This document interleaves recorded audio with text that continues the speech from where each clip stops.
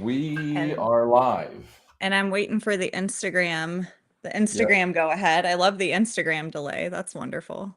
Yeah, the Instagram takes a little while. Let me know when yours is going Yep. because mine. We're live on FB, Okay. I believe. Let me see here. I'm checking my FB as well. I'm going to Yep. check Got on us. Got us on the old FB. the old And FB. then we're ready on Oh, yeah. Instagram as well. There it is on the Cool. FB. Let's rock Oh, and yeah. roll. My Instagram is now live as well. All right. All right, Sweet. JJ.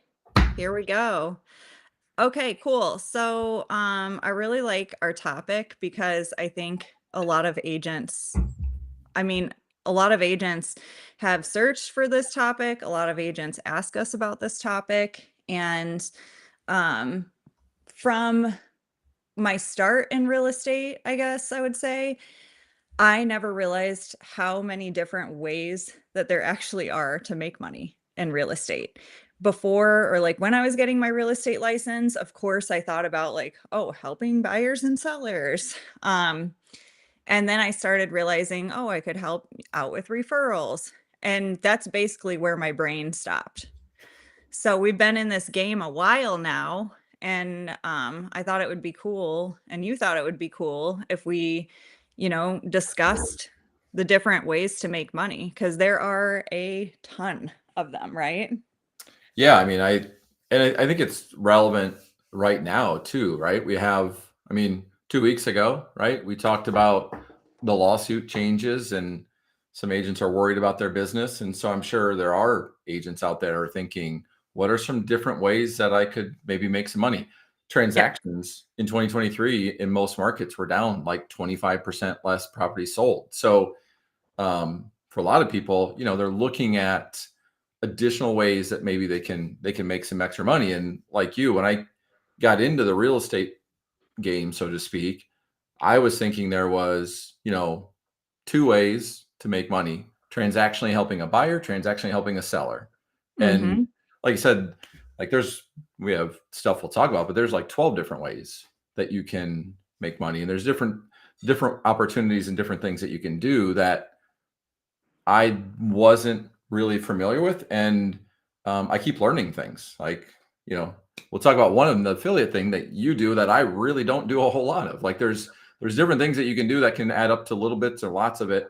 But there's definitely different opportunities. And I think a lot of people, again, just focus on the transactional part of things, and you have your life revolving around real estate. There's other opportunities for you to maybe look at ways that you can create a little bit extra income. I think, if we start with the transactional part of it, I think we should talk about how real estate changes, right? And, we are not in the same market that we were 2 years ago, 3 years ago. And, maybe it would behoove people to get to know like the foreclosures game, right? Mhm. There are agents that have no idea how to do that. Matter of fact, there are agents out there that have no idea how to show a foreclosure or write on a foreclosure. And so I think that if agents would take some time to educate themselves on that. Like we have a local real estate roundtable group, and there's an agent that specializes in foreclosures. He lists a ton of foreclosures, and he basically took the time and wrote a post about, hey, newbies out there, here are some do's and do nots. And I thought that it was a really well thought out post. Some of the stuff I didn't even know. And Yeah. I've, gone through a few like foreclosures, not gone through them, but, and then short sales. Short sales, I think we might see some short sales come back, things like that, right? Yeah. And I'm dealing with a short sale right now. And that definitely could be something that we see with um, the market kind of.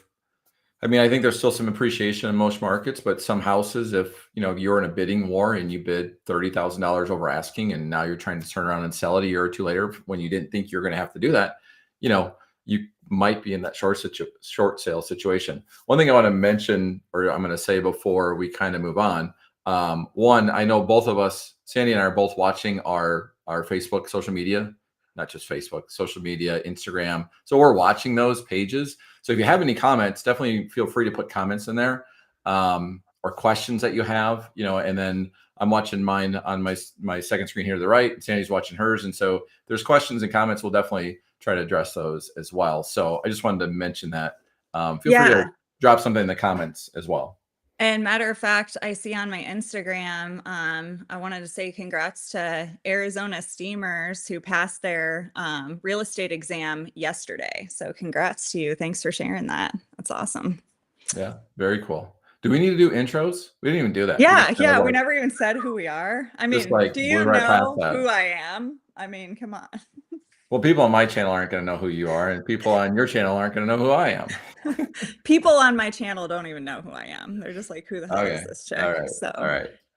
When I ask police officers that question in that condescending tone, it gets me out of a ticket 100% of the time. Yeah.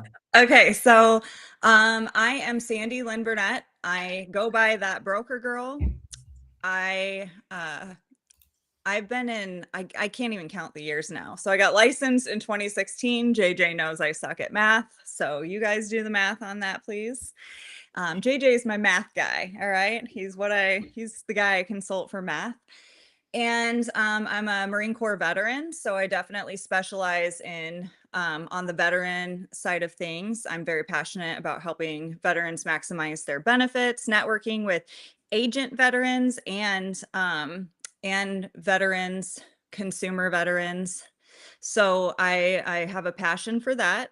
And I am now with Epic Realty, which I consider to be an up and coming real estate brokerage. They are just exploding, growing so fast. So I was agent number 813, and I think they've probably already passed the 2,000 mark now. So they're exploding. So, take it away, JJ. JJ Johannes. I don't have any fancy name I'm known by, just JJ. You have to give it to yourself. Actually, I'll come up with one. Yeah. So I've been in real estate since 2003. My background before that was technology. Got into real estate helping build a website and database for a marketing company that was helping people sell for sale by owner. 2012, got my real estate license. 2014, got my brokerage license, opened up a real estate brokerage here in Cedar Rapids, Iowa, is where I'm out of, and had up to 20 agents, ran that till 2019, joined a cloud-based brokerage called eXp Realty. And then just a couple months ago, Sandy brought to my attention Epic Realty, and then moved over, just saw a lot of the opportunity, the vision, the benefits, all those things. And so, yeah, I think I was agent 818 or something like that was my number. Yeah, it's 818. So I was just right behind you on that. And yeah, it's up and coming company, but it's got some of these different ways to make money that we'll talk about. There's a couple on that list that they help us as agents with this, other ways to make money. And then one other quick congratulations I wanted to throw out there, by the way, was congrats to Nancy Amos. She also joined Epic Realty, but she got licensed in Illinois. She's been licensed with Iowa for a long time. I asked her to get licensed in Illinois because she's local to some listings that I've got, and she's a team player, wanted to help out with showing those, and she rogered up and got her license right away. So congrats to Nancy for that. Awesome. Yeah, very cool. Very cool. Yeah. All right. So, oh yeah. See, we're streaming this through something called Restream, and I found there's a chat, and I can see Nancy Amos posted, "You rock." So appreciate that, Nancy. Figuring out new stuff on this platform every time that we stream. So should we get into some? I mean, we're already 10 minutes in. Get into some of the ways we can make money, right? Yeah. Go over the boring ones that we all know first. Yeah, let's go over the boring ones. All right, not necessarily the boring ones, the ones that we're most accustomed to, I guess I should say, but the ones that most people think about is there is transactional income, right? So as a real estate agent, helping a buyer or a seller, buy and sell real estate is the one that's most common that people think about when making money in real estate. And again, for me, that is the majority of what I do as far as making money in real estate. But again, the one that most people think of, and obviously we wanted to mention that one because if we didn't, someone in the comments would probably say, "Oh, you guys didn't even talk about helping people buy and sell." Anything to add? No, I mean, honestly, again, when I got licensed, I thought that that was the only thing that I'd be doing. I also thought that money would fall out of the sky and that, I thought that that was the job that I would be doing. I thought that it wouldn't Yeah. be hard to find clients at all, right? So I thought that I would just start making money right away, right? And so I'm kind of passionate about this topic because I want to make sure that, I think we want to help agents become successful, right? And agents quickly find out that it is difficult to make money in real estate. It doesn't come easy. But when you figure out how to do it, then you're like, the money's good, right? So transactional, when you hit it and when you finally get paid, it it's good. So, I just had a closing this morning and it was a nice paycheck. It finally, the payday hit and that was nice. But it's just difficult because we're 100% commission. So I consider it every day I wake up unemployed, right? Yep. We truly never know where our next paycheck's coming from. As Mhm. well established as we are, we always have to keep putting ourselves out there and, keep hustling, if you will, right? Yep. So, as I say it, and this is some encouragement to the new agents, it's anybody's game. Every year, it's anybody's game. January 1st, I mean, even starting now, right? Some of these big dog agents, they keep doing it the way they've always been doing it.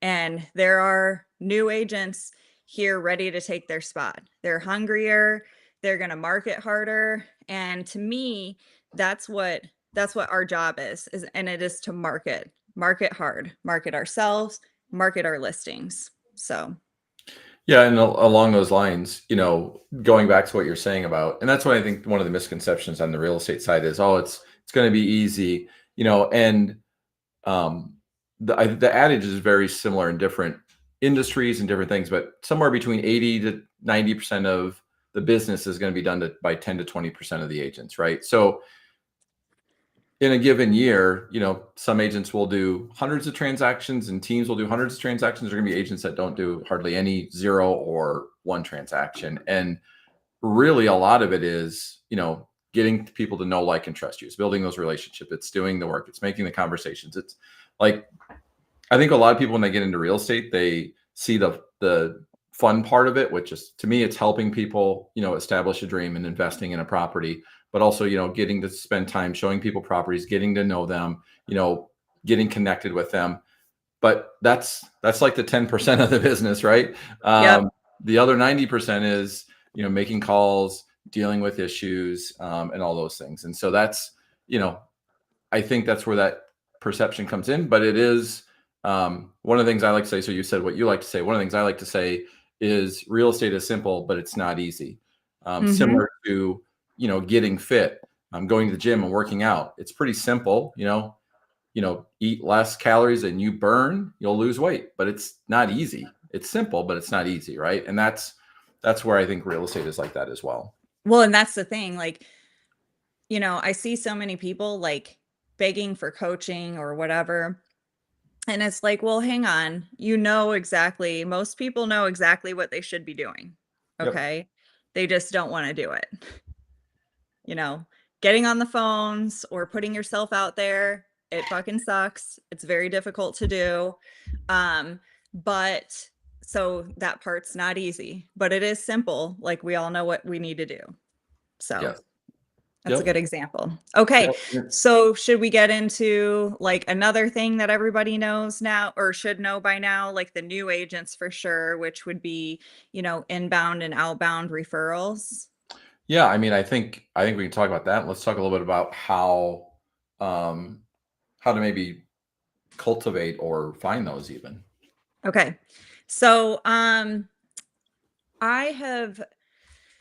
done a few things. Number one, for my outbound referrals, I actually have a sheet. So I have a form that I have agents fill out. And by the way, you guys can, anybody can fill this form out. Okay. If you're connected with me on social media, I love to give referrals to agents that I am connected with first. Okay. First and foremost. So my personal sheet, I connect or I consult with my personal referral sheet first. So if you're out in Arizona or, Texas or wherever, I'm consulting with this sheet first before I go to any other referral network. All right.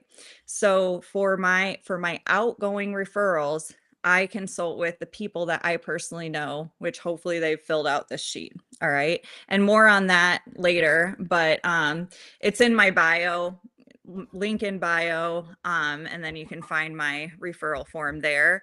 But I have found that that's a great way for me to kind of collect agents information and be like, okay, this is where this person's from. I have a referral for that area, because it's very difficult to keep track of all the connections that we make, right? Like we Yep. make so many great connections with agents, and how do we track that?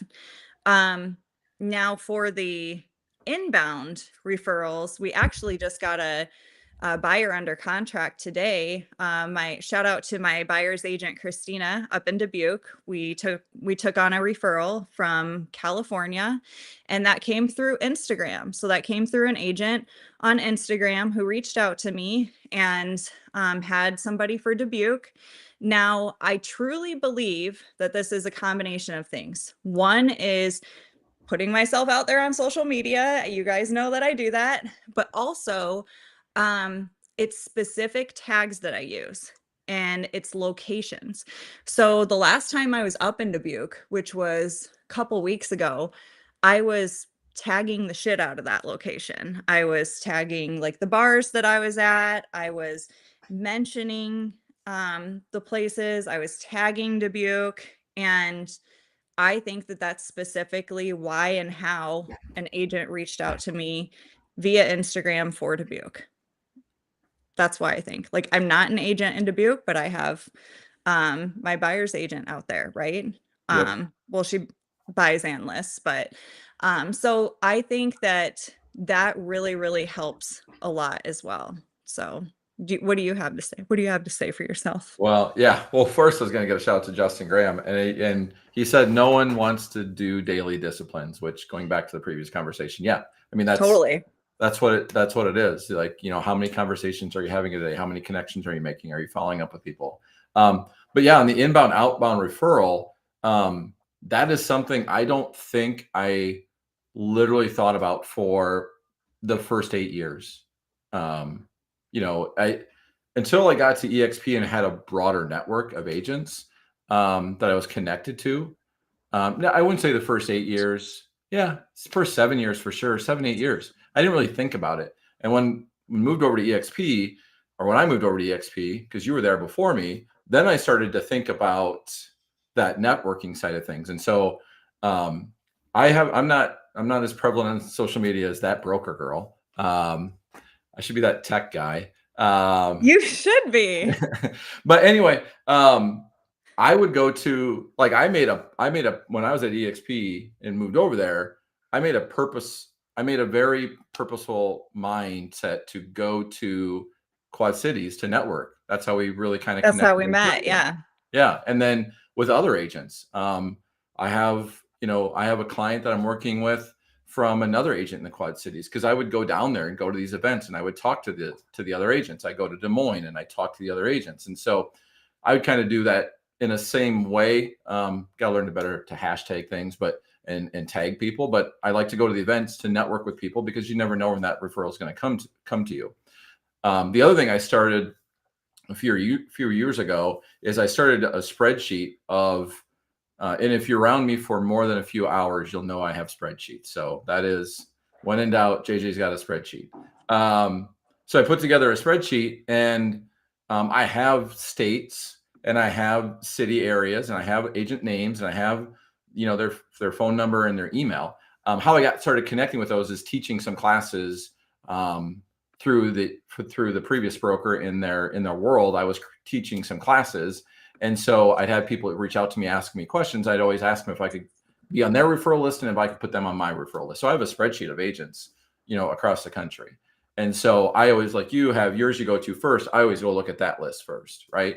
Um, so that is something I've been more mindful of recently, but it definitely was something for me for the first, I really think it was almost 8 years that I just really didn't even think about it. Because if I met with someone like, oh, we're moving out of town, I didn't think to ask the next question, which was, do you need someone to help you in that area?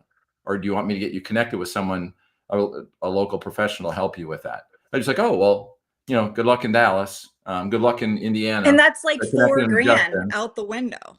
Yes, 100%. But And it's like other things, it's finding the triggers or the clues that someone else gives you to go down that path.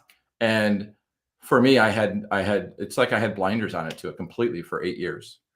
yeah, so I think the big key is always asking somebody when they're selling, what's next for you? Like, what are your plans? And because even if somebody's FISBOing, so if somebody's FISBOing and I start talking to them, like maybe I can pick them up on the buy side, right? Or I can refer them out to wherever they're moving far away. There's always opportunities. The best paycheck that I picked up on a referral was I was sitting on the plane next to somebody. And Yeah. I was talking about real estate, and they're like, we wish you were our real estate agent. And I'm like, you can't have me, but I'll find you somebody like me. Yep. And that was another $4,000 next month, Yep. and it was amazing. I was gonna also say though, so I own a virtual assistant company. I should really start saying that in my intro, but I own a virtual assistant company. JJ has been a client. So I have my virtual assistant go scrub Facebook groups. Okay. And people are always posting, I need an agent in Davenport, Iowa. I need an agent in Rock Island, Illinois. So I live in the Quad Cities, and, I've trained her to search for certain terms, right? In these referral groups. So, she'll search, a couple times a day.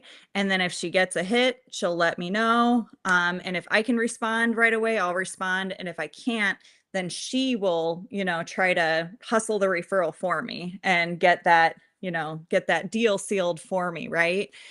So we have some predetermined plans on that. So if you have an assistant, or if you don't have an assistant yet, another way to do it would be to time block for that, like a couple times a day, be going through some referral groups or some real estate mastermind groups on Facebook and just be searching for those terms. Yep. Yeah, that's what I was going to say next is there are, either at your brokerage, there might be some referral group opportunities. And then also on social media, there's definitely different referral groups.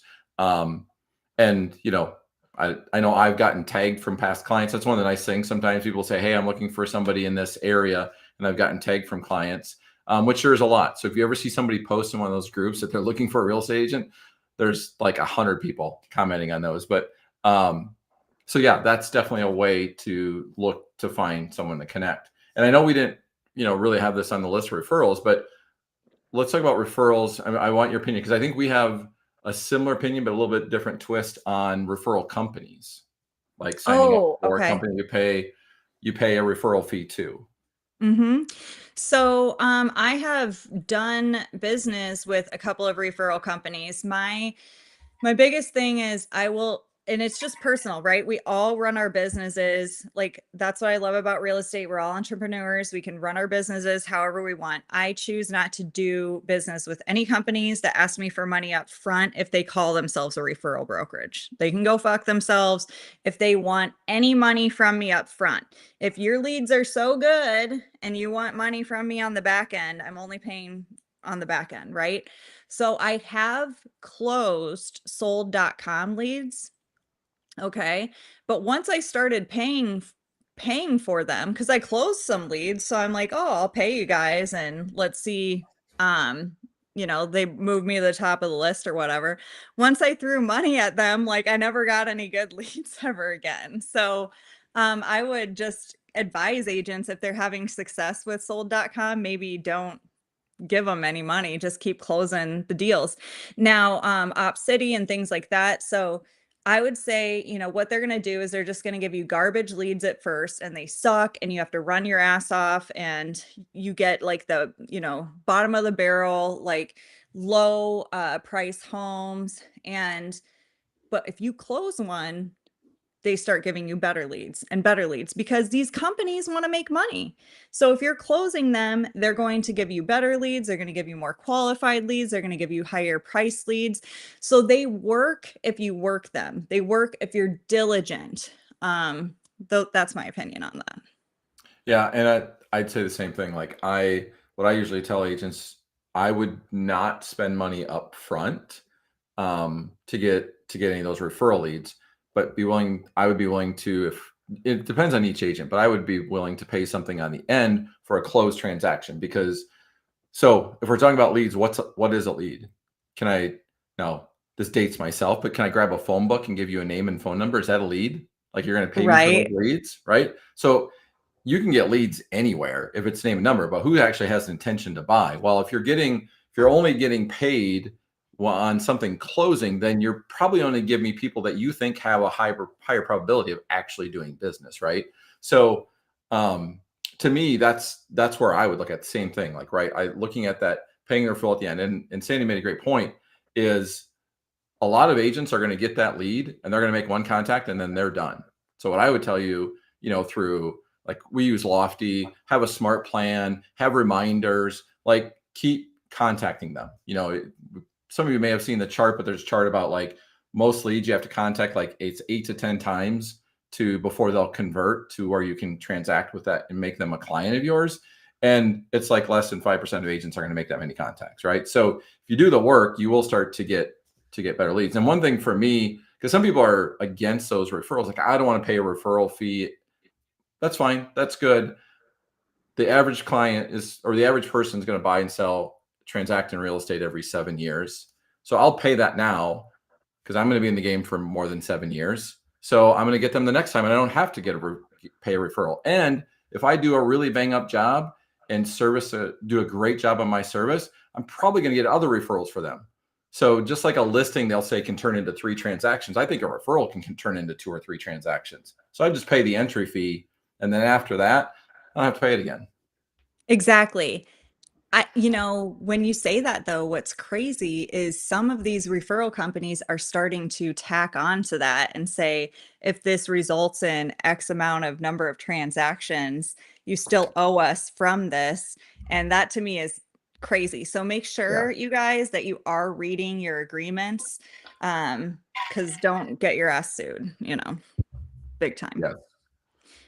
But yeah, that was interesting. And then also there is that, you know, 70% of something's better than 100% of nothing.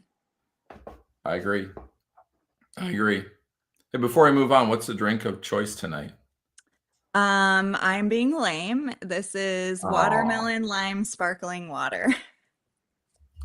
I got a peach crown with some sort of strawberry Damn it. drink in it. It's always going to be crown with me. Well, I Always have going to probably be to crown with me. template some more dot loop docs for myself tonight, and these are contracts I'm working on, so. Yeah, probably good call. Don't want Also, to be. let's give a shout out to DC, who is very much alive and tuning in on our Instagram feed. We DC don't in have our Dallas, moderator. Texas. Yeah. This is the train wreck that happens, DC, when you're not on with us, right? For We only need past our. referrals. Like we haven't even given any good secrets yet. This is nuts. Okay. True. All So right. what are the other ways that we're making money in real estate?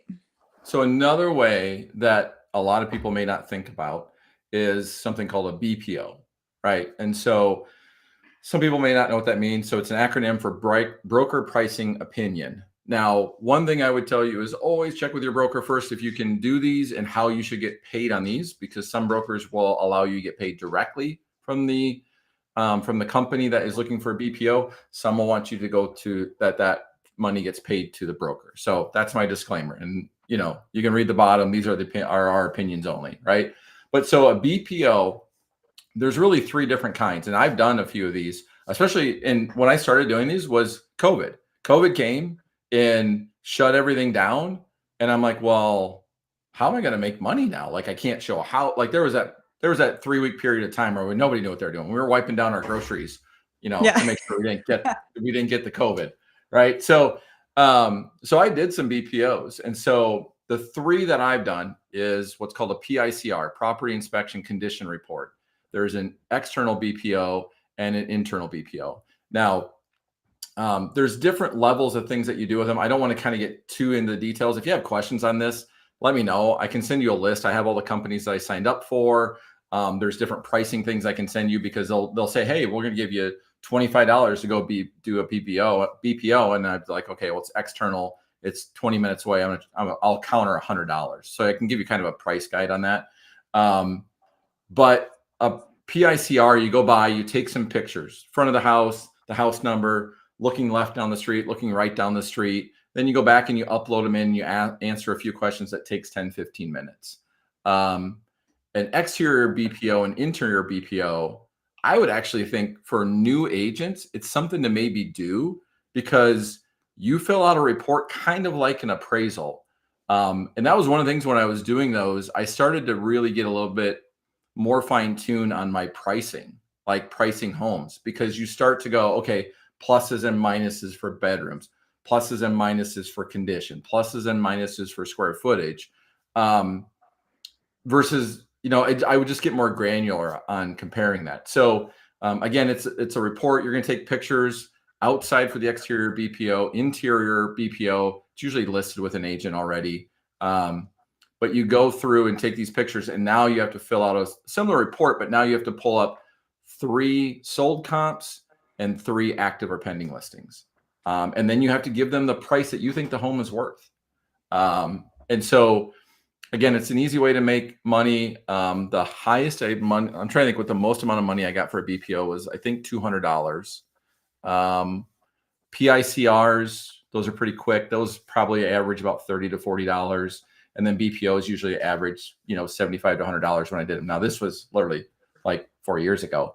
But that's another way you can make a little bit of money. And also, what I like about it is while you're making the money, especially the BPOs, you're actually fine tuning a skill that you're going to need later in helping people price their houses. So you're not, nothing against going to drive for like Uber or doing Uber Eats or DoorDash, but you're spending time doing something that isn't helping you maybe in your field of real estate. Or if you do something like BPO, you can make money and improve your skill. And you can be like, I've been through this house. I know this neighborhood very well, stuff like that. I really like that. I did get, lots of BPO offers in the past. I never actually did it. You actually kind of have my interest peaked on it. I don't know that I ever, would have the time to do that right now again, but it is cool. You're right, because you are fine tuning your skills. That's a really good point. Yeah, Cool. so my oldest son Trey is working on getting his real estate license, and this is something I 100% want him to do from Yeah. a training perspective for me. Like, Mm-hmm. go out there, look at the comps, now I can help you kind of go through that, and he'll get better at pricing houses or understanding prices of houses by doing that. And it's math, a lot of it. A lot of it's the look and feel of it, but there's a lot of math to that as well as, bedrooms, bathrooms, deductions, and looking at it from an appraiser's perspective. Because Yeah. sell a house, as a buyer or selling agent, like there's going to be an appraisal on a lot of those coming back. So what is that? How does this appraiser look at that as well?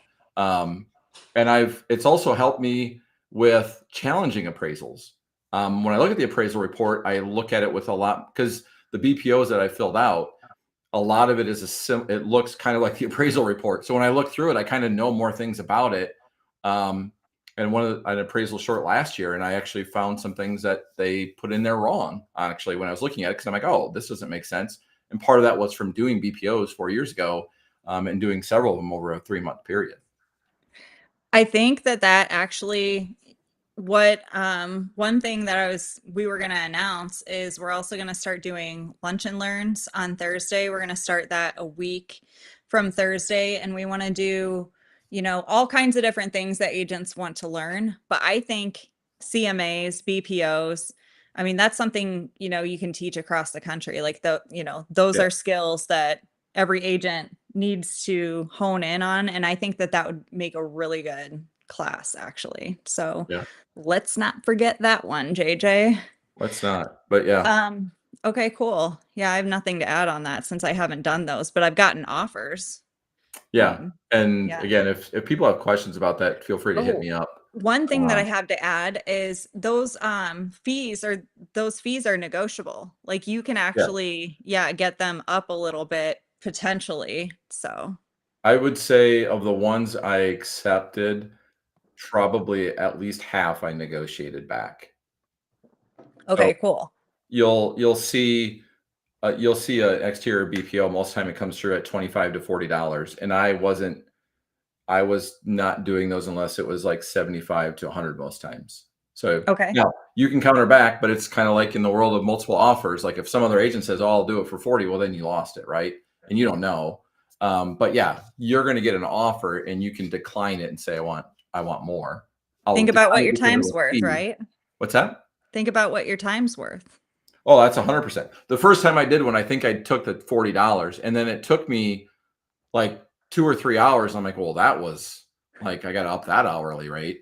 That wasn't worth it. And then you get better over time. But yeah. Mm-hmm.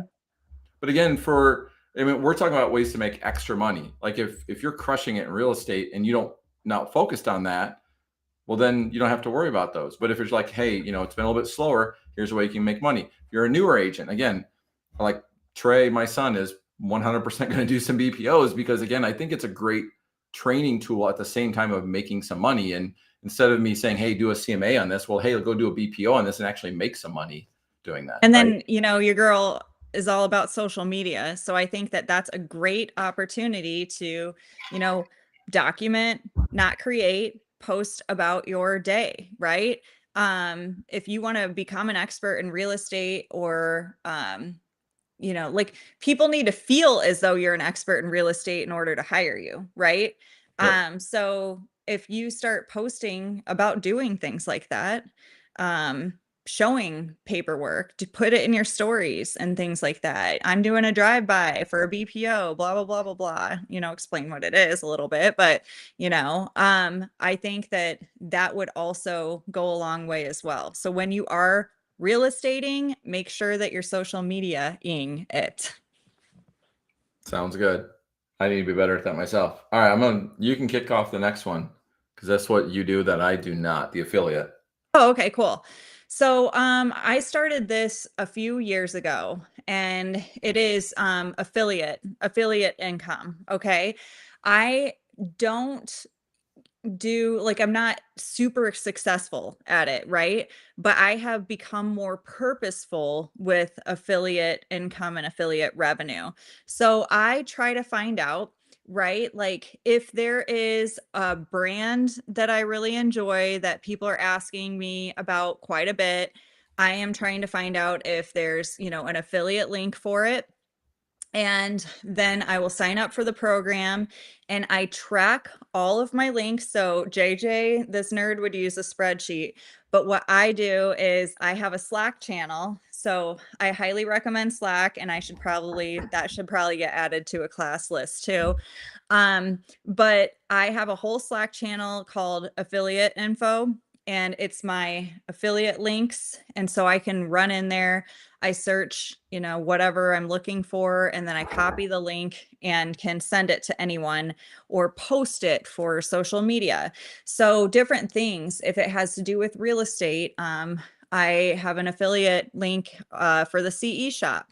So I'm helping agents or even newbies become real estate agents by giving them a discount, right? But I'm also profiting from it. So it's a win-win, right?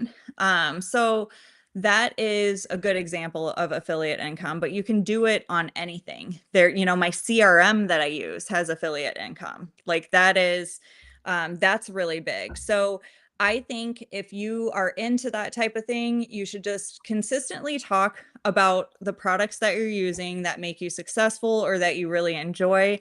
Don't be cringy about it. Don't like push it on anybody, but also treat it seriously. Treat it like a business. And then if you start to actually get super into it, there is, collaborations, like brand collaborations, which I have not fully gotten into yet. I don't have as big of a following like that probably I would do brand collabs yet, but I'm like have studied how to do those, and those are very serious, and I'm interested in doing those in the future, but I don't want to do those at the detriment to like being a sellout.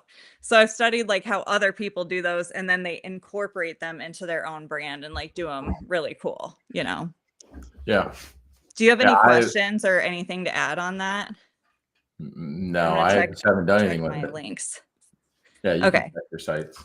Yeah, I was seeing if anybody had any questions with that because it kind of blew my mind. I didn't even think about it. Like every little thing that I use usually has a referral link or an affiliate link, right? And so I just sign up for it all, and whenever anybody's asking me about anything, I'm just like, "Oh yeah, cool, use my link. Here you go." And I don't care if it's a couple of dollars or a couple $100, like everything helps, right? Mhm. So, Yep.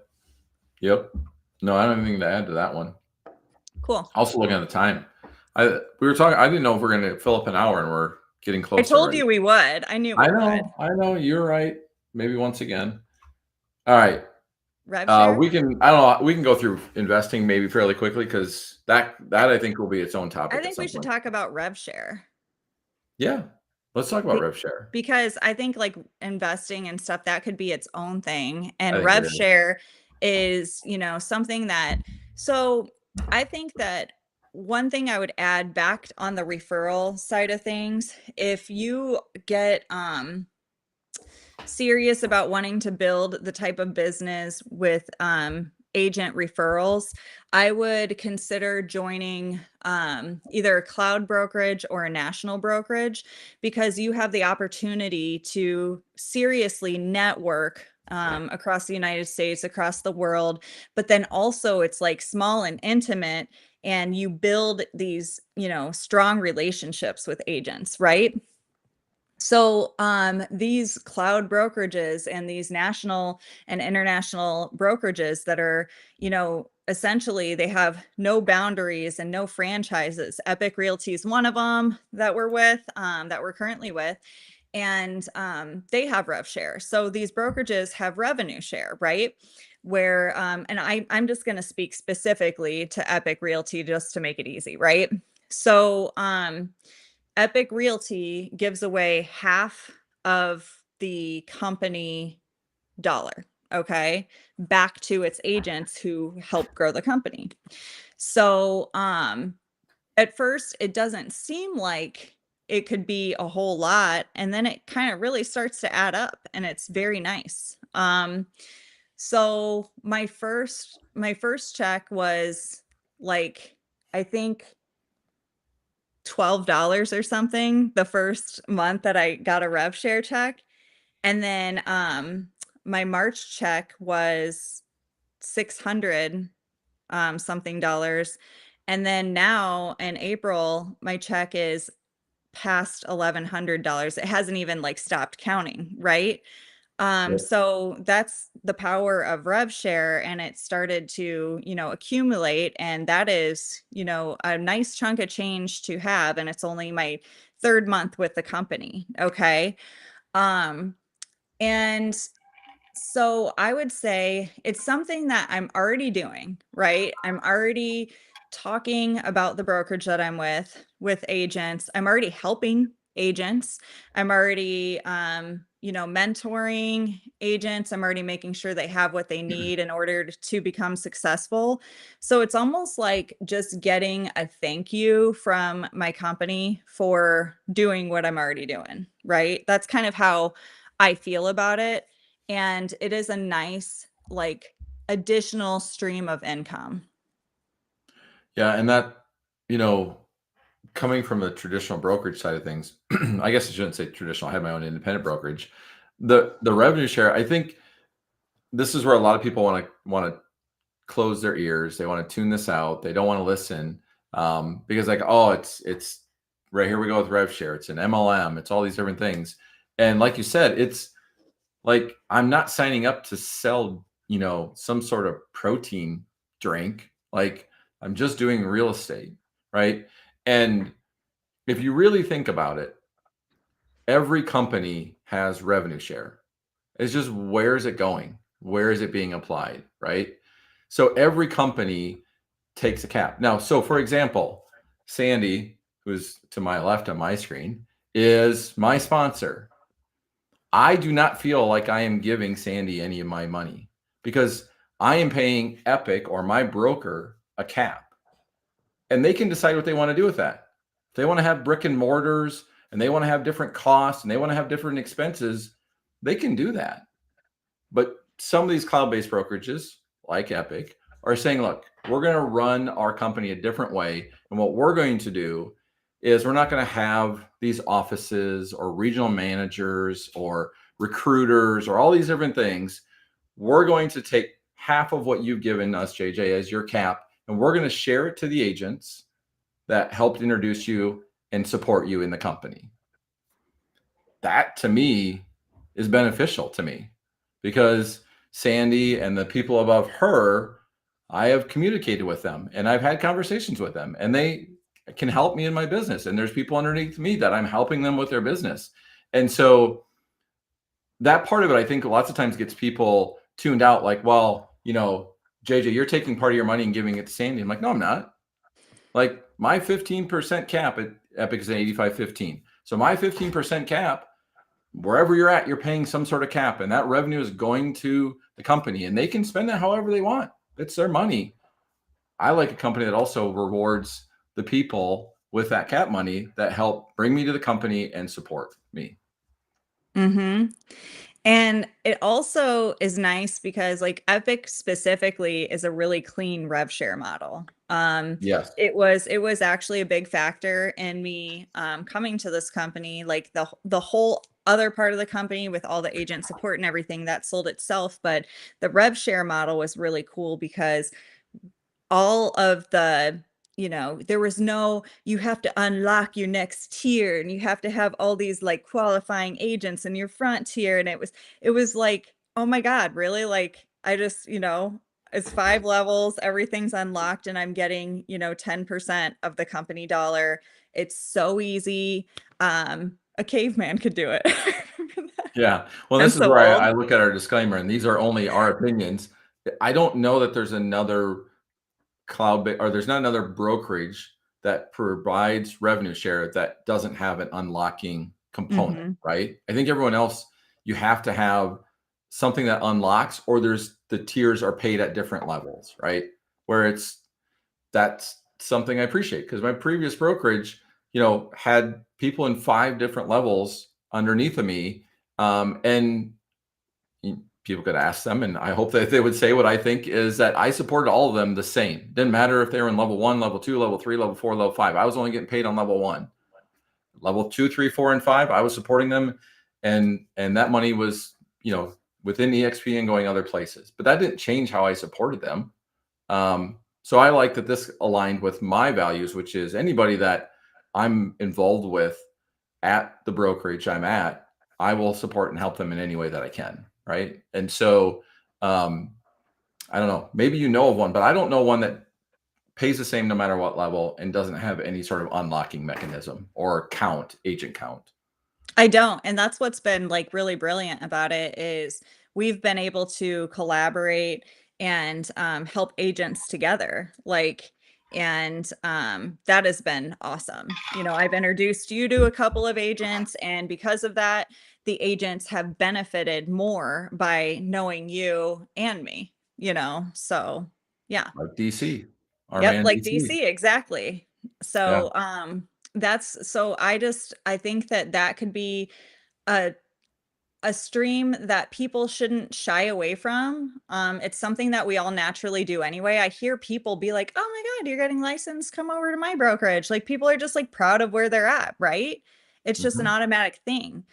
there's just these jerk offs that like ruin it for the rest of everybody. Really. I mean, they make it Yeah. like so gross. Don't be that guy. Just be yourself and, be however you want to be. And you're going to find your people, right? You're going to find the group that you want to hang with. You're going to find the right people, hopefully, right? So that would be my advice as well.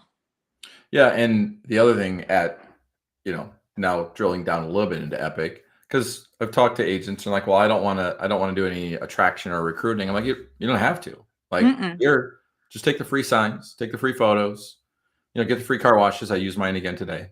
Like, take advantage of all those free benefits and have an 85-15 split with a declining cap. You don't have to. You don't have to attract any agents here. But if someone talks to you and is interested in the company, you know, there is another avenue for you to create and have passive income. Um, Mhm. and yeah, I mean, similar to you, I moved over a little later, but like my first revenue share check, I'm actually going to get this month from March, and it's going to be pretty small.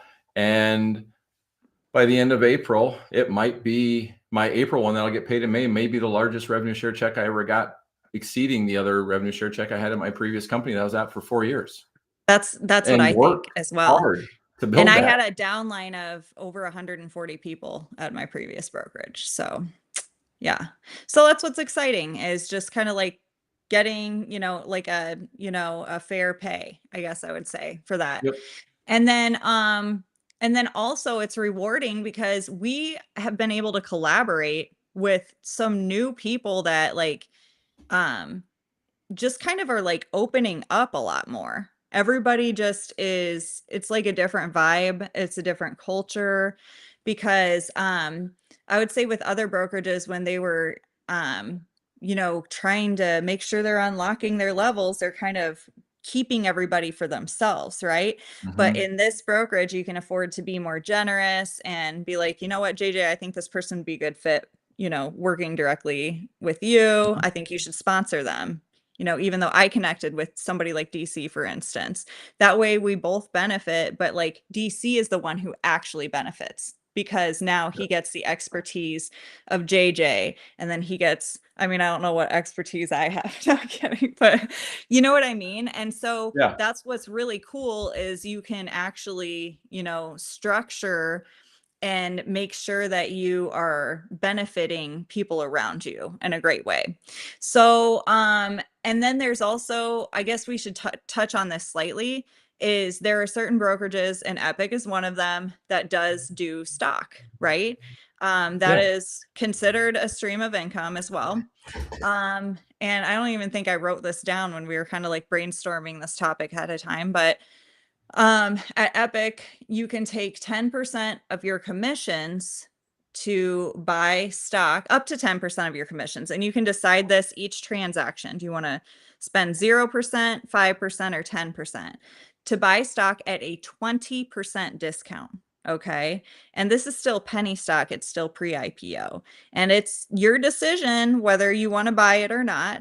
I personally see an opportunity and I, spend my money where I see opportunity. That is my opinion, right?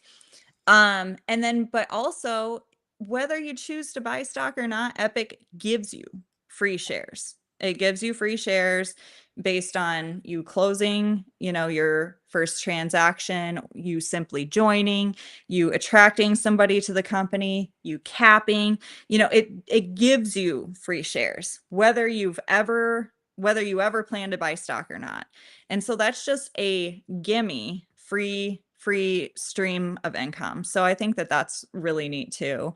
I think it's important to think about where you align your real estate business at. I know that when I was first getting in the business, I was I don't want to be like I was an idiot because like a bunch of us were idiots, right? When we first got in, but like I thought I was actually interviewing, a lot of people do. And then I'm like, what the hell is this? This is so weird, right?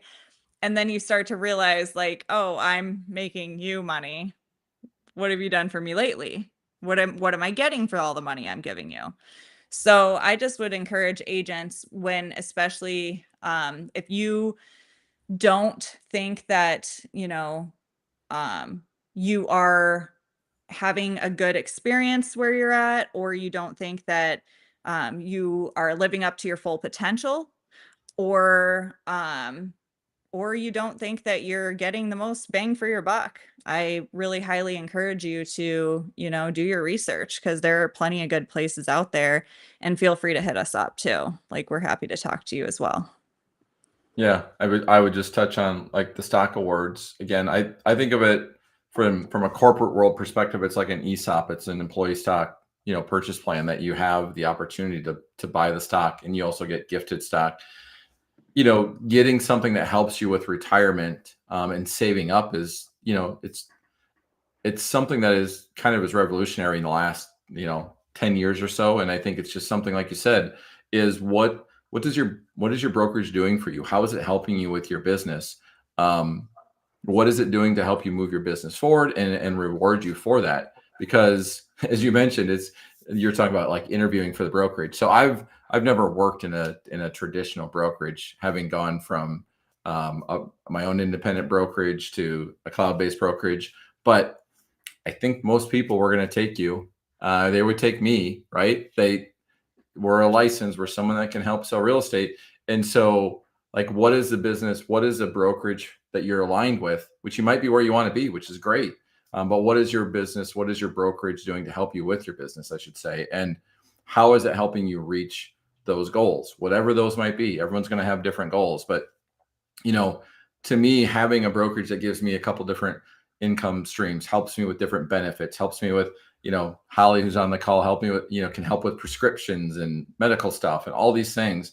Like, it's impactful on your business. And so in this transitioning market, and particularly transitioning world of the real estate industry, because of recent things, where are you going to be at? Where are you going to hang your hat? Who's going to help you go to that next level? Who's going to help you with your business to get you where you want to be? Who's going to help you get to where you want to be so you can maybe do less business, or you can retire, or whatever it is? Because I think now is as important as ever to align with that as we go forward through these changes that we talked about a couple of weeks ago with the settlement from NAR. So, yeah, I'll end with I've that. learned a shitload. Like, so you guys, I cuss a lot more than JJ, by the way, if you haven't Yeah, picked because up I on try to this. keep it a little PG. Yeah. We'll have to beep some stuff out, I guess. But I have learned a lot from JJ ever since I've aligned myself with him. Cause like at our previous brokerage, we weren't aligned, right? Now we are. We share a lot more about our business, like we're open book, and so we collaborate a lot more, and it's really cool. So yeah, Yeah, I mean, we're at the top of the hour. look at So that.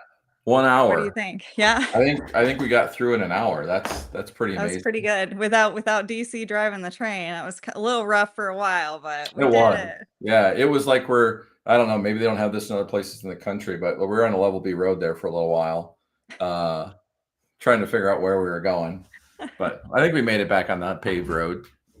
You got level Well, B I roads in hope the Quad that, Cities? huh?